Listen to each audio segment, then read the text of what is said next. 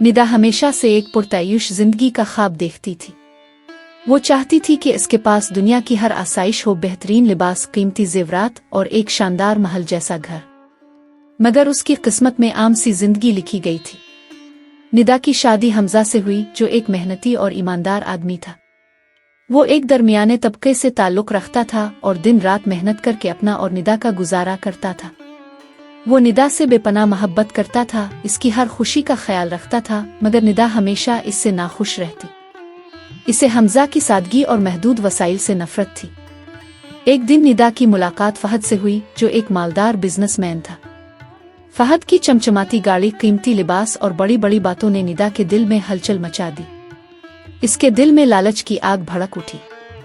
वो सोचने लगी कि अगर वो हमजा को छोड़कर फहद से शादी कर ले तो इसकी तमाम ख्वाहिशें पूरी हो सकती है। निदा ने एक चाल चली। वो हमजा से बेवजह झगड़ने लगी, इसे ताने देने लगी कि वो इसे खुशियां नहीं दे सकता।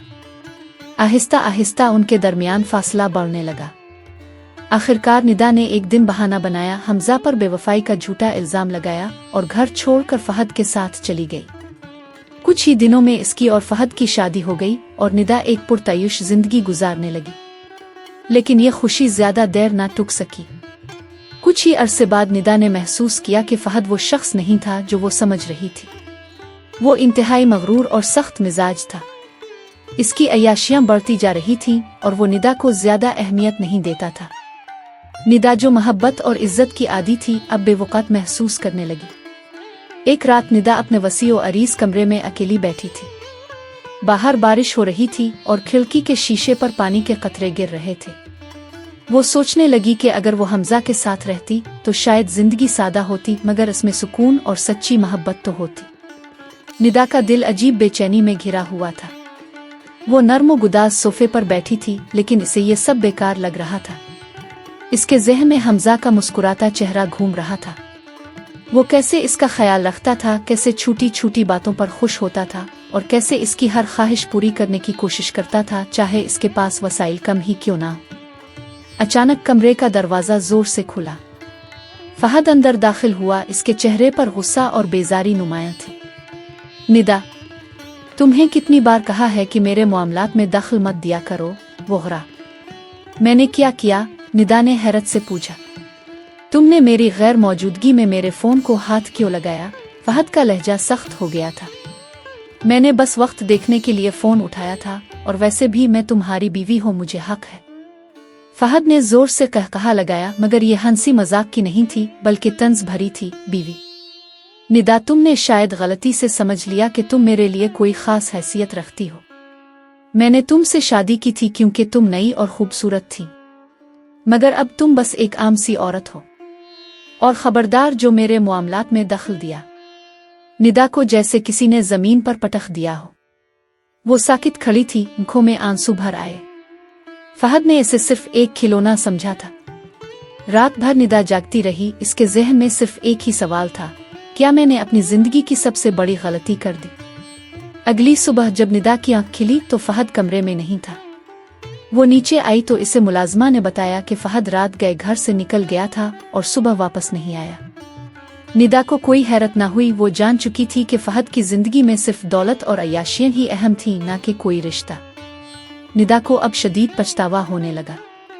वो सोचने लगी, काश मैं हमजा को ना छोड़ती, काश मैं समझ पाती कि सच्ची मोहब्बत दौलत से ज्यादा कीमती होती है। अब निदा के सामने दो रास्ते थे। एक, वो इसी जिंदगी को कबूल कर ले और फहद के रहम व करम पर रहे। दो, वो अपनी गलती सुधारने की कोशिश करे, चाहे इसके लिए इसे हमजा के पास वापस जाना पड़े। निदा की जिंदगी में अब हर दिन एक नई अजियत लेकर आता। फहद की बेरुखी, इसकी नज़रअंदाज करने वाली आदतें और उसके रात रात भर गायब रहने का मामूल निदा के दिल को जख्मी कर रहा था। वो जो कुछ भी सोचकर हमजा को छोड़कर आई थी, वो सब ख्वाब बिखरते जा रहे थे। एक दिन निदा ने हिम्मत करके फहद से बात करने का फैसला किया। जब फहद रात देर से घर आया तो वो उसके सामने जा खड़ी हुई। फहद, क्या तुम वाकई मुझसे कोई लगाव नहीं रखते? निदा ने आंखों में नमी लिए पूछा। फहद ने एक नज़र इस पर डाली, फिर तंजिया मुस्कुरा कर बोला, निदा, तुम बहुत भोली हो। मैंने कभी तुमसे सच्ची मोहब्बत का दावा नहीं किया था। तुमने खुद ही समझ लिया था कि मैं तुम्हें हमेशा खुश रखूंगा। तुम्हें क्या लगा कि दौलत ही सब कुछ है? अब भगतो। ये सुनते ही निदा के दिल पर जैसे आखिरी वार हो गया। इसका सारा गुरूर, उसके सारे ख्वाब एक झूठे शराब की तरह टूट गए। इसने फहद को खाली नजरों से देखा और फिर खामोशी से कमरे में चली गई। अब इसे एक फैसला करना था। अगली सुबह निदा ने अपना सामान समेटा और घर से निकलने का फैसला किया। इसके पास कोई रास्ता नहीं था, कोई ठिकाना नहीं था। वो सड़क पर चलती रही बेमकसद बेसमत। फिर अचानक इसके कदम खुद ब खुद एक मानूस गिल्ली की तरफ बढ़ने लगे। ये वही रास्ता था जहां वो और हमजा कभी एक साथ चला करते थे। वही छोटा सा किराए का मकान जहां कभी इसने हमजा के साथ हंसते मुस्कुराते दिन गुजारे थे।